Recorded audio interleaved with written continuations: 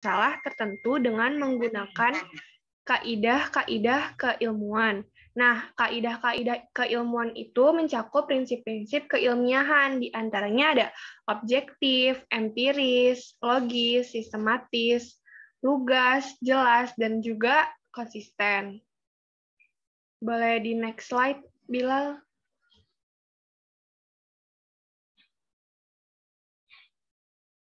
Di sini ada jenis-jenis karya ilmiah. Yang pertama itu ada makalah. Kayak kita sering juga mungkin udah sering ya dapat tugas membuat makalah gitu. Nah, tapi untuk definisi makalah sendiri ini, makalah adalah karya tulis ilmiah yang menyajikan suatu masalah yang pembahasannya berdasarkan data di lapangan yang bersifat empiris dan objektif. Umumnya, makalah ditampilkan dalam sebuah seminar atau dipresentasikan di depan kelas sebagai tugas perkuliahan. Makalah mengkaji suatu problem atau fenomena, ditulis dengan sistematis, diikuti analisis yang masuk akal dan bersifat objektif. Yang kedua ada skripsi. Skripsi adalah karya tulis ilmiah mahasiswa untuk menyelesaikan jenjang studi sarjana atau S1. Nah, skripsi ini memuat karya sistematis yang mengutarakan pendapat si penulis berlandaskan pendapat orang lain. Nah, pendapat yang diajukan harus didukung oleh data dan fakta yang empiris dan objektif. Empiris dan objektif ini tuh disebut juga kayak dari studi lapangan atau dari studi kepustakaan. Boleh dilanjut sama teman-teman yang lain?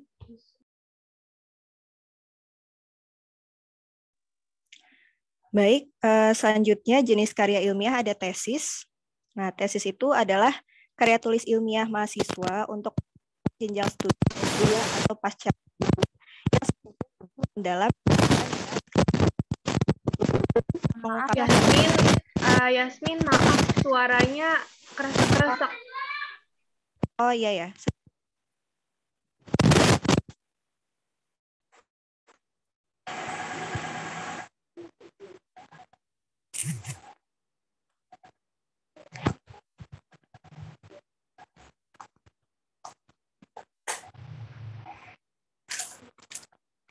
Apa suaranya sudah terdengar jelas? Sudah, Yasmin. Udah, Yasmin, udah bagus. Sudah ya? Oke, aku lanjut. Nah, jadi untuk tesis itu mengungkapkan pengetahuan baru yang diperoleh dari penelitian sendiri. Dan pembahasannya dalam tesis Maaf, suaranya tadi jelas yang pas awal-awal itu, tapi sekarang kayak mendap gitu. Kayaknya ketutup deh speaker-nya. Bentar. Nah, bagus ya, Yasmin. Nah, udah bagus. Sudah kedengaran ya? Sudah terdengar? Sudah. Nah, ya baik, aku lanjut lagi. Jadi untuk pembahasan dalam tesis terkait percobaan untuk mengungkapkan persoalan ilmiah tertentu dan memecahkannya secara analisis kritis. Next, bisa dilanjut. Nah, selanjutnya jenis karya ilmiah ada disertasi. Nah, disertasi ini merupakan salah satu jenis karya tulis ilmiah yang khusus untuk seorang mahasiswa yang sedang menjalani atau sedang menyelesaikan pendidikan di bangku perkuliahan di jenjang atau tingkat doktor, atau disebut juga dengan S3 atau strata 3. Nah, dalam penulisan disertasi ini, peneliti diwajibkan untuk mencari terobosan dan teori-teori yang baru, serta menemukan jawaban-jawaban baru bagi masalah-masalah yang sementara telah diketahui jawabannya. Selanjutnya, dilanjutkan oleh rekan saya. Iya, baik. Selanjutnya ada buku. Buku pelajaran adalah tulisan yang isinya mengenai materi-materi yang dipelajari peserta didik. Bentuk fisik diktat lebih sederhana dibandingkan buku pelajaran. Diktat biasanya ditulis, dicetak, dan dipublikasikan oleh dosen yang bersangkutan. Modul adalah tulisan yang dikembangkan dosen sebagai pedoman untuk pegangan belajar peserta didik.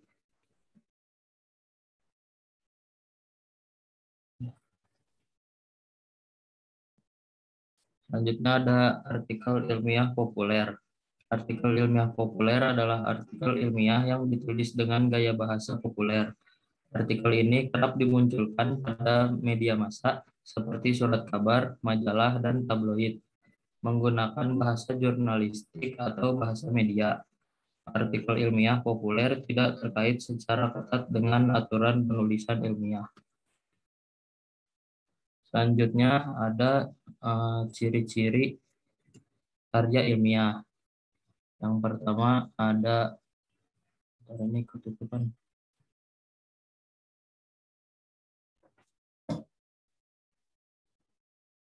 Yang pertama menyajikan fakta secara objektif. Yang kedua, penulisan harus cermat, tepat, dan benar. Tiga, sistematis. Setiap langkah direncanakan secara terkendali, konseptual, prosedural.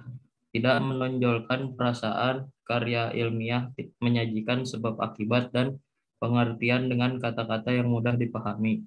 Tidak memuat pandangan tanpa pendukung kecuali dalam hipotesis kerja, memuat kebenaran atau fakta, dan tidak melebih-lebihkan sesuatu.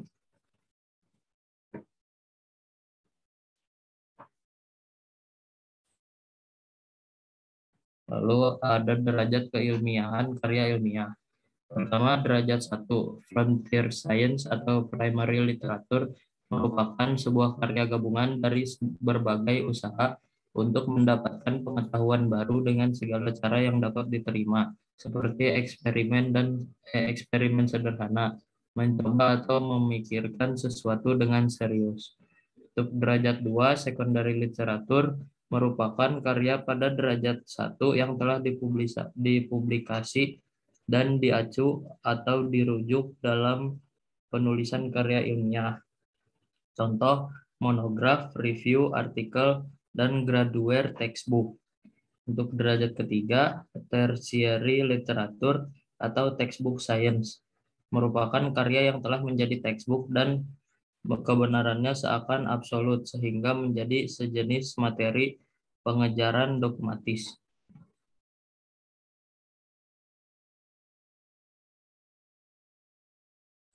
Selanjutnya saya kembalikan kepada moderator. Terima kasih. Ya, terima kasih kepada teman-teman kelompok yang telah mempresentasikan. Mungkin sekian pemaparan dari kelompok 1. Untuk selanjutnya akan kami buka sesi pertanyaan kepada teman-teman yang ingin bertanya, dipersilahkan.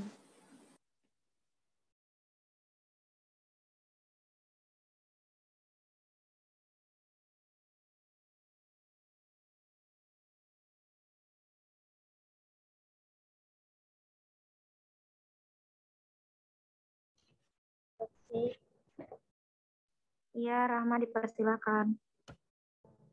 Perkenalkan, nama saya Rahma Widayanti. Izin bertanya kepada kelompok,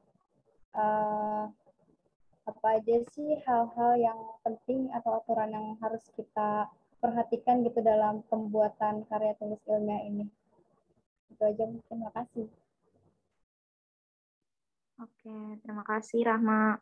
Mungkin pertanyaannya akan kita keep dulu sementara buat 3 pertanyaan. Untuk teman-teman kelompok juga akan didiskusikan terlebih dahulu buat menjawab pertanyaannya. Untuk selanjutnya, apakah ada yang ingin bertanya kembali? Interupsi, Nadira. Ya, silakan Mei. Izin bertanya, kita kan bahas tentang karya ilmiah ya. Saya mau nanya, apa aja yang bisa kita jadiin sumber buat referensi nulis karya ilmiah? Karena kan kita tahu informasi itu bisa kita dapat dari mana aja. Terus kadang kalau kita searching di Google juga, misalnya kita mau nyari apa, itu langsung keluar, kan kita di dunia kesehatan ya, pasti yang langsung keluar tuh kayak Halodoc, Halo Dokter, halosehat.com gitu-gitu kan. Itu kan yang nulis dokter. Berarti kan ibaratnya bisa kita percaya gitu kan. Karena keilmuan si dokter udah pasti gitu. Apakah itu bisa apakah kita boleh ngambil beberapa referensi dari situ? Dan apa aja gitu yang bisa kita jadiin referensi buat nulis karya ilmiah. Makasih. Oke, terima kasih kembali Melin.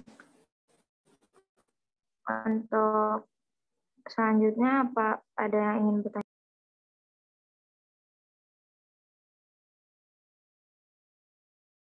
izin kelompok. Izin bertanya. Ya, izin bertanya. Misalnya kita ingin menyusun karya tulis ilmiah gitu. Kita kan biasanya perlu referensi dari KTI lain yang udah ada contohnya. Terus ketika kita mengambil referensi itu sebagai bantuan kita dalam menyusun KTI, apa aja sih yang harus kita lakukan atau nggak boleh kita lakukan biar kita bisa terhindar dari yang namanya plagiarisme gitu. Terima kasih.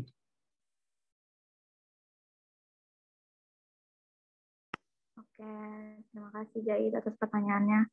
Mungkin teman-teman kelompok diskusi terlebih dahulu ya. Terima kasih semua yang sudah bertanya.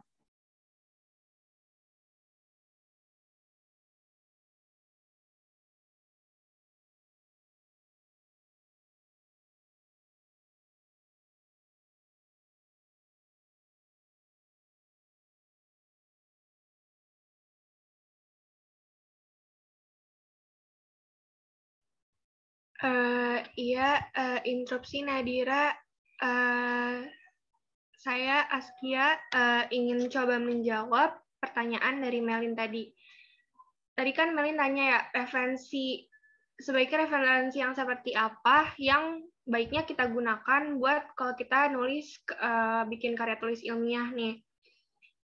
Mungkin kayak kita tuh bisa ambilnya kayak dari jurnal-jurnal ilmiah, karena kan kalau dari jurnal ataupun dari kayak laporan hasil penelitian, misal kayak case report gitu, itu kan data yang ada di dalamnya kan, data dan informasi yang ada di dalamnya kan valid ya, karena kan dilakukan sama si penulis ini, dilakukan mencari data sendiri gitu, dan dilakukan penelitian juga, jadi data yang ada di dalamnya itu valid. Atau bisa juga dari buku-buku. Nah, bukunya kayak buku yang bagus-bagus gitu, kayak yang penulisnya udah terkenal, terus kayak buku-buku yang emang disarankan misal sama dosen-dosen kita untuk jadi buku penunjang dalam mata kuliah ini. Kayak itu juga bisa dijadiin referensi buat karya tulis ilmiah. Nah, terus kalau terkait kayak Halodoc atau Halo Sehat gitu-gitu, sebenarnya itu bisa dijadiin referensi atau enggak.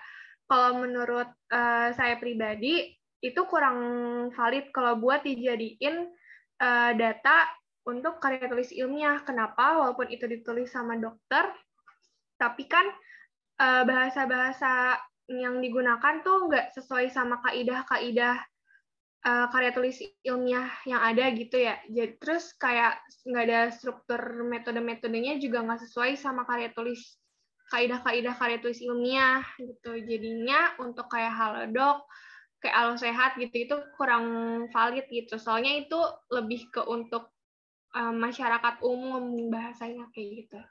Itu dari saya, mungkin ada yang mau ditambahkan dari Bu Nur.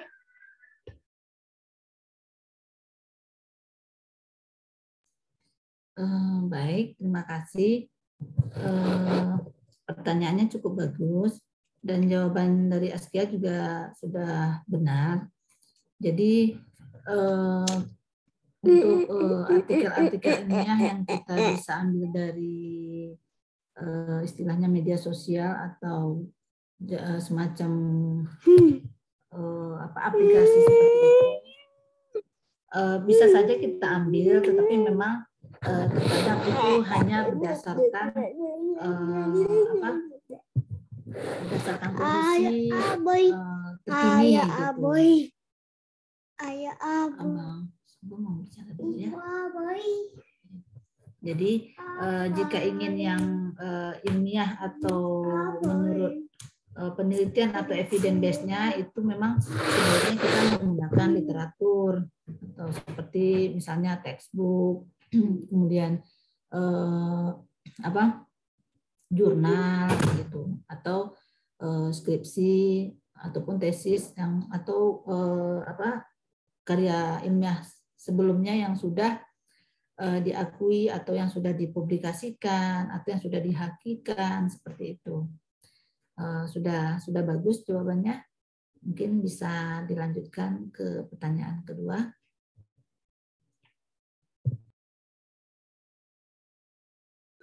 Ya, baik. Terima kasih Askia dan Bu Nur atas jawabannya dan Bu Nur yang telah menambahkan. Apakah dari Melin jawabannya sudah jelas nih? Nah, ya, terima kasih atas jawabannya Askia, Bu Nur juga, Nadira juga, makasih. Ya, terima kasih kembali kepada teman-teman kelompok. Apakah ada yang ingin menjawab pertanyaan selanjutnya?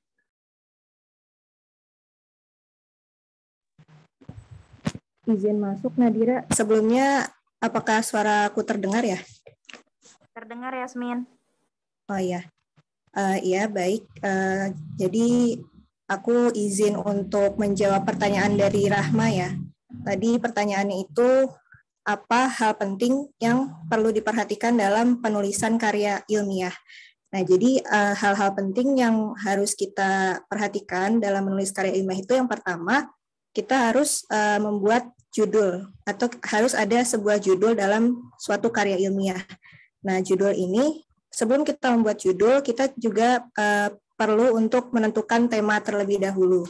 Baru kita membuat judul yang sesuai dengan tema dan juga judulnya itu yang sekiranya menarik untuk dibaca oleh para pembaca karya ilmiah. Nah, hal penting selanjutnya yang kedua, itu harus ada latar belakang dalam sebuah karya ilmiah. Nah, latar belakang ini tujuannya adalah untuk para pembaca ini mengetahui bahwa apa sih kira-kira latar belakang kita mengambil tema yang akan dibahas di karya ilmiah tersebut gitu.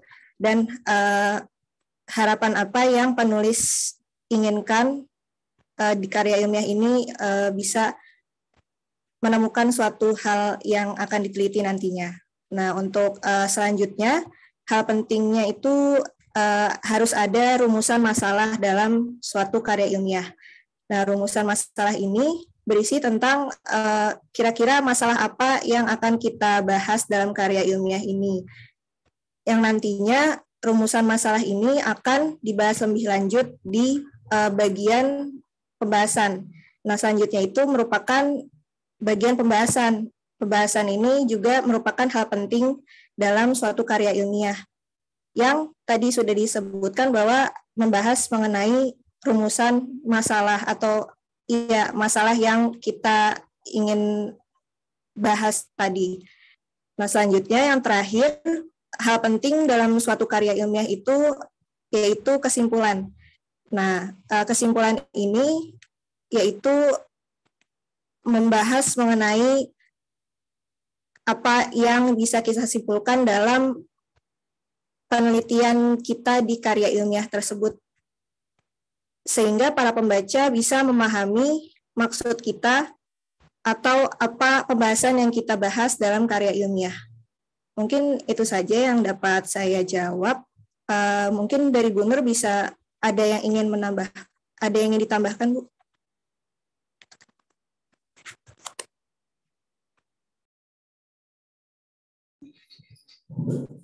Terima kasih. Sangat bagus ya jawabannya. Sepertinya sudah pada mengerti ya. Jadi di sini untuk menyusun karya ilmiah itu memang yang paling utama harus ditetapkan itu memang apa yang akan ditulis gitu, temanya tentang apa sih gitu. Nah, itu yang paling penting. Kemudian istilahnya nanti itu bisa dimasukkan ke dalam latar belakang masalah gitu kan. Jadi misal teman seangkatan gitu kan, ada yang mengeluh, kok selama ini kita kuliah online sepertinya banyak yang sakit pinggang gitu. Nah, jadi ada nih salah satu entah Melin gitu ingin meneliti tentang sakit pinggang. Nah, jadi yang paling utama harus ada itu ya temanya. Oh, aku pengen neliti nih tentang sakit pinggang gitu.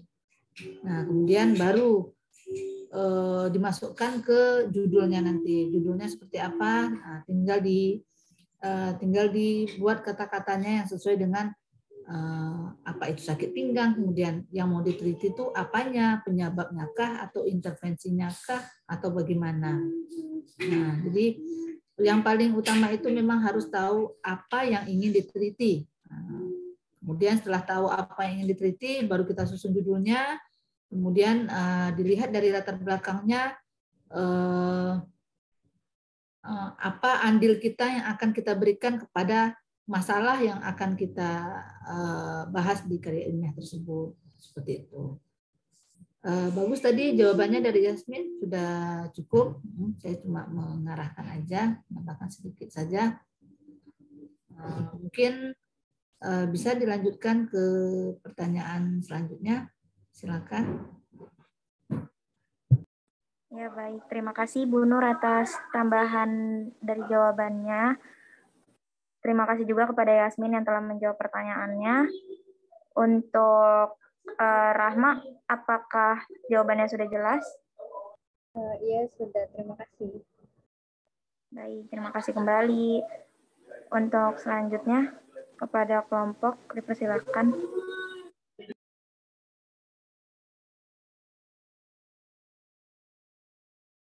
Saya Bilal pengen jawab pertanyaan dari Jait. Dan pertanyaannya itu apa yang perlu dilakukan agar tidak terjebak dalam plagiarisme.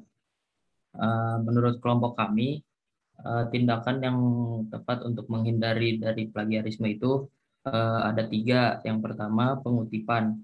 Menggunakan 2 tanda kutip jika mengambil langsung dari sumbernya dengan menyebutkan nama sumbernya. Yang kedua itu parafrase. Apa sih parafrase itu? Jadi parafrase itu mengungkapkan ide atau gagasan orang lain, tapi kata-katanya diubah dengan kata-kata sendiri. Jadi tidak menjiplak sama dengan kata-kata dari sumbernya. Yang ketiga, menggunakan alat atau aplikasi pendeteksi plagiarisme. Misalnya kayak Turnitin atau Wacopify dan sebagainya. Mungkin itu yang bisa saya sampaikan. Apakah Bu Nur mau ngebantu, Bu?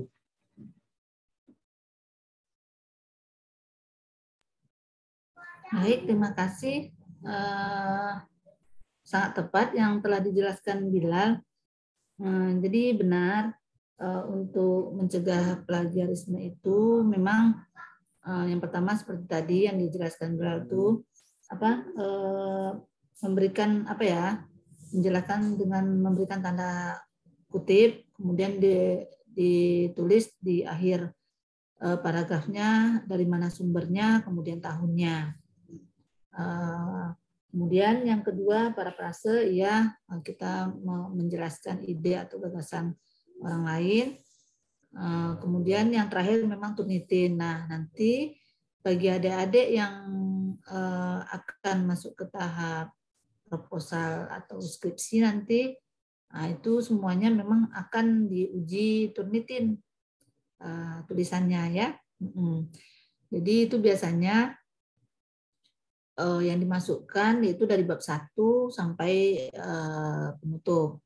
Jadi judul dan lain-lainnya, kemudian lampiran serta daftar pustaka jangan sampai dimasukkan karena itu bisa jadi nilai plagiatnya nanti jadi tinggi gitu. Soalnya kemarin 2 minggu yang lalu itu yang kakak kelasnya ada memang hasil tes Turnitinnya itu tinggi sekali, 63%. Jadi sampai Bu Iha itu marah dan marah sekali, kok bisa katanya gitu kan, tinggi sekali. Nah, ternyata setelah saya telusuri ke Bu Nina yang bagian ini ya, PLP-nya, bagian yang mau masukkan itu tes Turnitinnya, ternyata yang dimasukkan dari judul gitu. Judul, kemudian kalau dari judul kan nama gitu kan bisa plagiat gitu kan, penulisan nama gitu. Apalagi ini nanti daftar pustaka. Jadi tapi setelah diperbaiki, setelah dimasukkan lagi hanya bab 1 sampai bab 3 ternyata hanya 24%. Gitu. Jadi diusahakan di dalam penyusunan skripsi itu kalau bisa itu di bawah 30% apanya tingkat ininya ya, kesamaannya. Jadi kalau Bu Iha sih mintanya di bawah 20, tapi para dosen mintanya di bawah 30. Sudah bagus jawabannya Bila. Silakan, mungkin masih ada teman yang lain yang ingin bertanya. Ini cukup menarik karena ini kan ada hubungannya nanti untuk semester berikutnya ya, tentang dokumentasi. Ini juga terpakai juga nanti saat penyusunan status klinis atau apa gitu ya. Silakan. Ya, baik, kepada Bu Nur yang telah menambahkan, dan terima kasih juga kepada Bilal atas jawabannya, kepada Zaid untuk jawabannya, apakah sudah jelas? Ya, sudah cukup ya. Terima kasih kelompok dan Bu Nur juga. Ya, baik. Terima kasih kembali Zaid. Karena kelompok kami hanya membuka 3 pertanyaan, mungkin sekian dari kelompok 1. Jika ada kurang, mohon maaf. Kurang lebih mohon maaf. Assalamualaikum warahmatullahi wabarakatuh. Terima kasih teman-teman yang telah memperhatikan.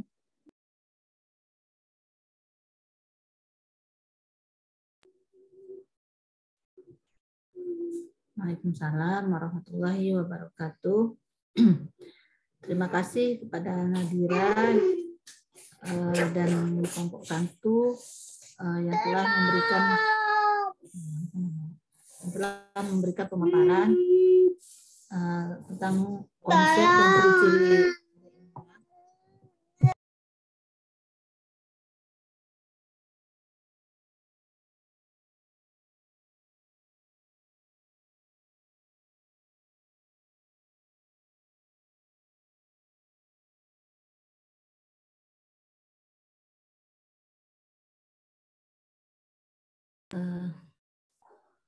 mohon maaf.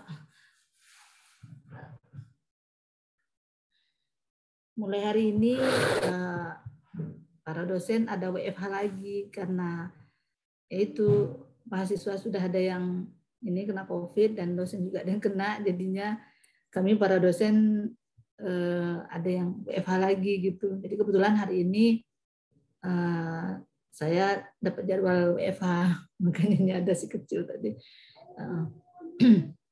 Baik, untuk selanjutnya apakah masih ada yang ditanyakan?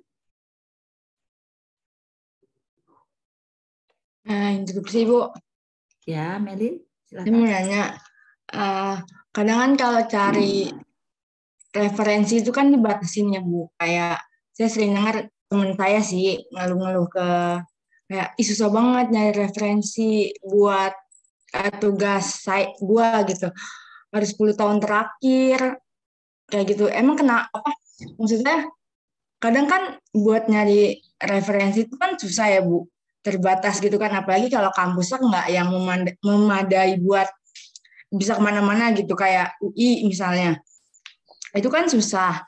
Kalau misalnya bikin karya ilmiah atau nanti skripsi gitu-gitu kan ibaratnya gimana ya, kayak agak sulit gitu Bu. Kalau kita misalnya nyari referensinya di bawah dari atau lebih dari 10 tahun terakhir itu masih boleh dipakai nggak Bu? Gitu pertanyaan saya. Terima kasih. Terus kenapa harus 10 tahun terakhir banget Bu? Sedangkan kan biasanya kayak sama aja kan yang dibahas gitu loh. Kenapa harus 10 tahun terakhir? Terima kasih. Baik, sangat bagus pertanyaannya Melin. Benar, kalau untuk referensi yang terbaru itu memang sulit sekali. Tetapi balik lagi ke masalah yang akan kita cari gitu. Misal tentang umpamanya kita mencari tentang LBP gitu ya, intervensi ultrasound atau McKenzie atau semacamnya lah pada kasus LBP gitu ya. Nah itu kalau untuk kasus yang umum seperti LBP nyeri pinggang itu biasanya sangat banyak sekali dan tidak menutup kemungkinan 10 terakhir itu tidak ada gitu. Nah, kemudian jika memang referensinya kita sulit, mungkin ya seperti tadi bisa dari jurnal ataupun dari textbook. Nah, kalau dari textbook itu biasanya memang tidak ada yang terbaru. Karena textbook itu kan prosesnya lama dan butuh penelitian bertahun-tahun gitu. Jadi kalau untuk textbook biasanya boleh di atas 10 tahun gitu. Apalagi jika memang kasusnya sangat jarang sekali gitu kan, dan belum ada yang meneliti seperti itu. Tapi jika kasusnya umum itu biasanya banyak referensinya. Nah, nanti kan biasanya sih memang kalau teknik-teknik terbaru itu terkadang ada yang berbayar gitu kan untuk mencari referensi gitu, ada yang berbayar gitu. Nah, memang yang untuk gratisnya memang agak sulit gitu. Tidak apa-apa, nanti kalau di kampus kan bisa difasilitasi bagian perpus atau bagian IT nanti gitu kan. Kemudian kenapa sih mesti 10 tahun gitu? Yang dibahas kan itu aja. Ya, karena ilmu medis ini 5 tahun saja itu terkadang sudah mulai ada perkembangan gitu. Karena dengan penelitian selama 5 tahun itu biasanya pasti ada perbedaan. Misal seperti latihan gitu ya. Oh, ternyata McKenzie tidak hanya untuk LBP biasa saja, ternyata bisa untuk HNP atau bisa untuk sacroiliac joint pain gitu kan. Nah, jadi teknik-teknik ini tuh bisa berubah gitu. Tidak semata-mata itu saja gitu. Apalagi setelah 10 tahun. Misal kalau dulu itu kan Bobat, PNF gitu kan, itu biasanya kan cocoknya cuma untuk pasien stroke ya. Nah, kalau sekarang tidak, Bobat PNF juga bisa diberikan pada pasien CP umpamanya, anak Down syndrome seperti itu. Nah, jadi ilmu medis itu banyak berkembangnya gitu. Jadi sama halnya dengan obat gitu ya. Awalnya kemarin COVID cuma katanya hanya minum vitamin saja, kemudian sekarang sudah ada pula harus ditambahkan dengan antibiotik apa seperti itu kan. Padahal baru jalan dalam 2 tahun ya COVID gitu. Oh, ternyata tahun ini yang jenis Omicron, oh nggak perlu lagi antibiotik, sepertinya hanya perlu ini saja obat batuk flu saja gitu, atau semacam lainnya seperti itu. Ya mungkin sedikit penjelasan saya ini bisa dimengerti. Jika belum ini nanti bisa dicarikan lagi alasannya kenapa ya Melin. Ya, terima kasih. Terima kasih Bu atas jawabannya. Ya, sama-sama. Baik, terima kasih. Ada lagi yang ingin ini entah itu masukan atau saran, boleh silakan.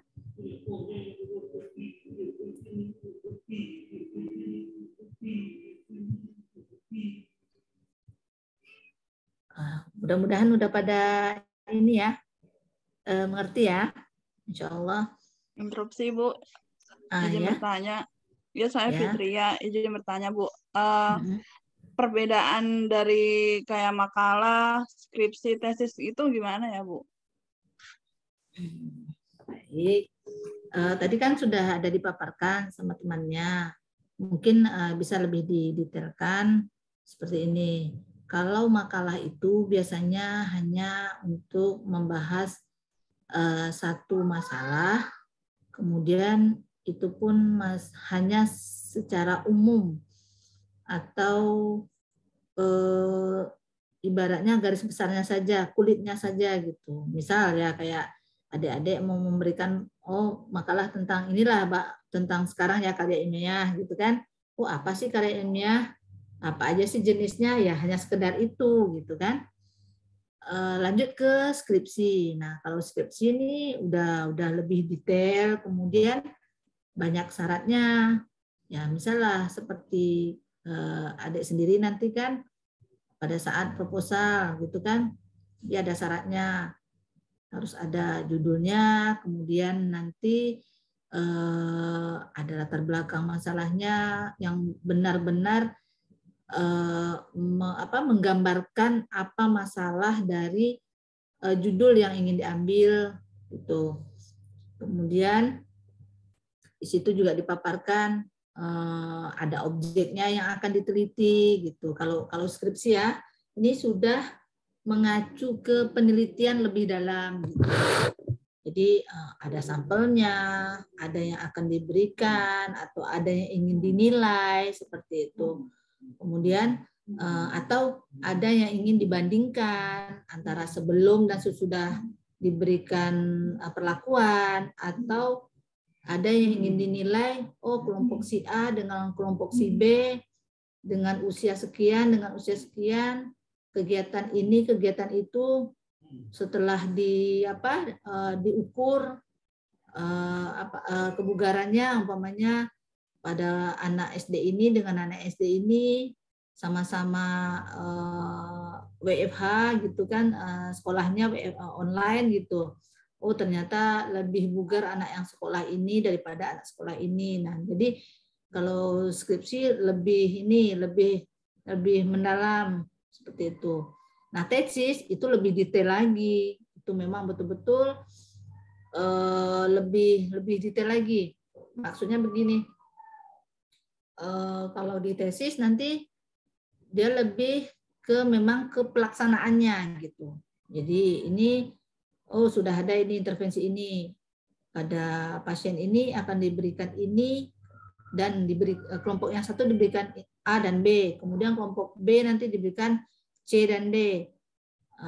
Setelah dilakukan perlakuan selama berapa lama gitu. Jadi sudah detail hasilnya mana yang lebih bagus, atau apakah memang ada tidak lebih bagus atau bagaimana gitu. Jadi perbedaannya itu seperti tadi, makalah itu secara garis besar dan umum gitu. Kemudian skripsi itu kita sudah mulai meneliti, kemudian tesis itu lebih dalam lagi. Demikian gitu ya. Gimana, sudah bisa menjawab? Ya Ibu, terima kasih Bu atas jawabannya. Baik, mudah-mudahan pada ini ya paham. Jadi nanti dalam ini penyusunan skripsi nanti adik-adik sudah mulai kebayang tuh dari sekarang, aku ingin meneliti apa sih nanti gitu. Jadi silahkan dari sekarang mungkin sudah bisa terbayang gitu ya. Umpamanya Melin minatnya kesuan atau olahraga gitu. Fitria minatnya umpamanya geriatri seperti itu. Jadi sudah kebayang, oh geriatri masalahnya apa aja sih? Geriatri biasanya kompleks gitu ya. Dia Melin umpamanya kesuan pengennya apa? Oh umpamanya tentang ini kesehatan wanita, banyak sih sekarang, bisa yang untuk wanita muda, bisa yang untuk wanita dewasa gitu. Umpamanya Zaid hobinya kasus anak nih, pengen neliti lah, anak-anak sekarang kan rata-rata kan sekolahnya online gitu. Gimana sih kondisi mereka jika mereka setiap hari itu gadget aja dipegang gitu kan, sekolah nanti megang gadget lagi gitu. Gimana sih kalau seandainya nanti sudah offline masuknya, apakah anak-anak ini bisa seperti kita dulu yang memang full offline sekolahnya gitu kan, seperti itu. Jadi dengan adanya mata kuliah ini ya, jadi adik-adik bisa tergambarkan gitu. Kemudian dalam pencatatan nanti juga bisa dipelajari, umpamanya cara menulis, tentang cara mengutip gitu ya. Mungkin itu saja. Ada lagi? Siapa tahu ada yang lagi masukan atau pertanyaan? Interupsi, Bu. Ya, silakan. Perkenalkan, iya, nama saya Askia. Izin bertanya, Bu. Kan saya pernah dengar, mungkin tadi kayak mirip dari Melin sama Ibu juga ada menyinggung. Kalau kampus lain kan kayak ada, kadang diberi akses kayak buat cari referensi, misal dari skrip gitu. Nah, kalau di kampus kita ada dapat izin akses gitu nggak, Bu, buat cari referensi di web-web yang biasanya kalau umum tuh bayar gitu, Bu. Makasih, Bu. Ya, terima kasih. Insya Allah ada nanti. Jadi itu biasanya kita bisa tanya nanti bagian IT atau bagian perpus ya. Bagi mahasiswa khusus Poltek 3 gitu, biasanya nanti ada diberi akses gitu.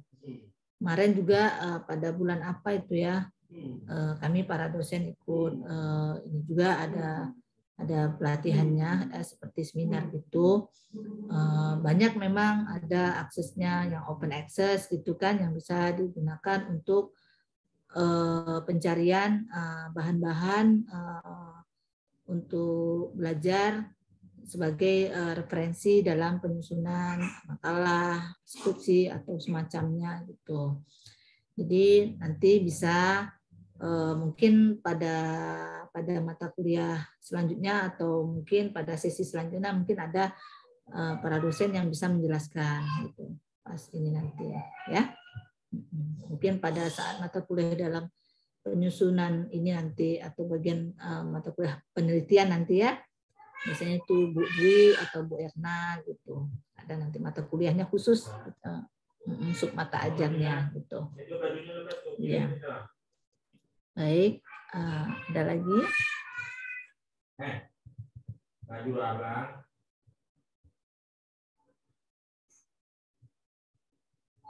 Mudah-mudahan udah pada ini ya, paham ya. Insya Allah. Baik. Jika memang sudah pada paham, mungkin saya ingin mengingatkan kembali untuk mata kuliah ini rencananya kita samakan dengan sebelumnya, yaitu seperti saat ini. Setiap pertemuan kita adakan pemaparan ya dari kelompok. Setelah pemaparan kita diskusi, ada tanya jawab. Kemudian nanti bisa setelah itu saya berikan tambahan untuk penjelasan. Kemudian nanti untuk pertemuan yang sekarang ini dan selanjutnya saya minta dibuatkan resume, mungkin sudah dijelaskan sama si pennya ya, Nazra. Buatkan resume itu silahkan pakai tulis tangan saja, kemudian difoto, nanti kirimkan ke link drive-nya. Jadi ini sebagai nilai tambahan nanti ya.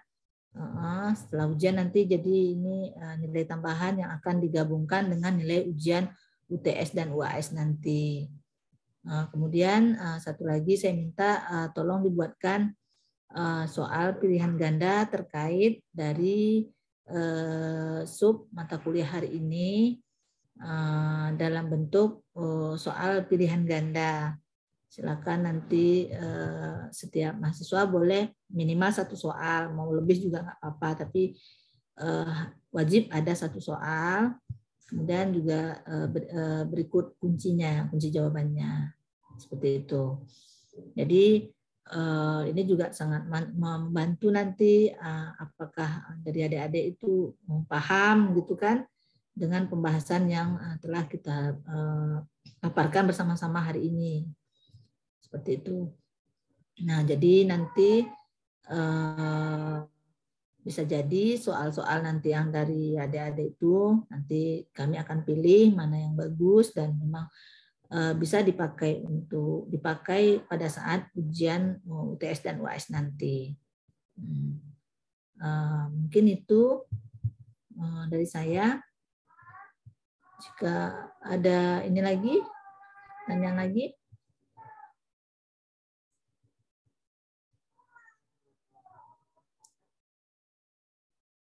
Hari ini, tadi pagi apakah ada yang kuliah offline? Tidak ada. Tidak ya. Baik, mudah-mudahan kasusnya mulai menurun lagi nanti, karena tadi pagi itu di rumah sakit, di mana? Ini ya, rumah sakit Atlet ya, yang tempat ini pasien COVID ya. Jadi mudah-mudahan di jurusan fisioterapi nanti tidak ada yang ini ya terkena COVID. Jadi kita masih bisa tetap lanjut. Apalagi saat ini kakak kelasnya juga baru praktik di beberapa lahan, yang praktik 2. Semoga bisa berjalan lancar. Dan bagi ini yang tingkat 2, tingkatkan ya protokol kesehatannya, pembiasaan cuci tangan, kemudian pakai maskernya, jangan sampai ini ya lengah gitu ya. Baik, Nazra mungkin kita cukupkan ya. Boleh, nanti silakan dibuatkan resume dari pembelajaran kita hari ini ya. Nanti dikirimkan segera. Saya berikan waktu untuk pembuatan soalnya juga sampai pertemuan berikutnya ya. Baik, terima kasih atas perhatian semuanya. Jangan lupa absen ya sama screenshotnya. Oke, mudah-mudahan sehat semua. Saya akhiri. Jika memang ada kesalahan, saya mohon maaf. Terima kasih atas perhatiannya. Wabillahi taufiq wal hidayah. Assalamualaikum warahmatullahi wabarakatuh. Waalaikumsalam warahmatullahi wabarakatuh. Terima kasih, Bu. Baik, sama-sama. Izin lift ya. Ya, Bu. Ya, Bu.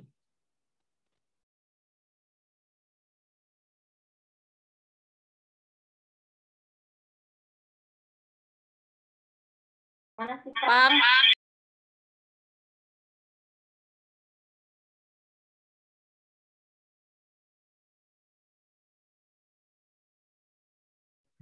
Jangan lupa badmin, guys.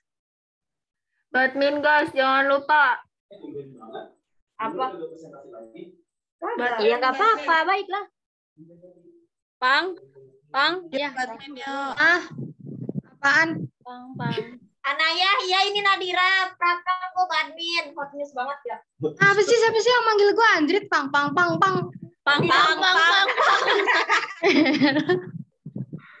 Apa sih? Pang.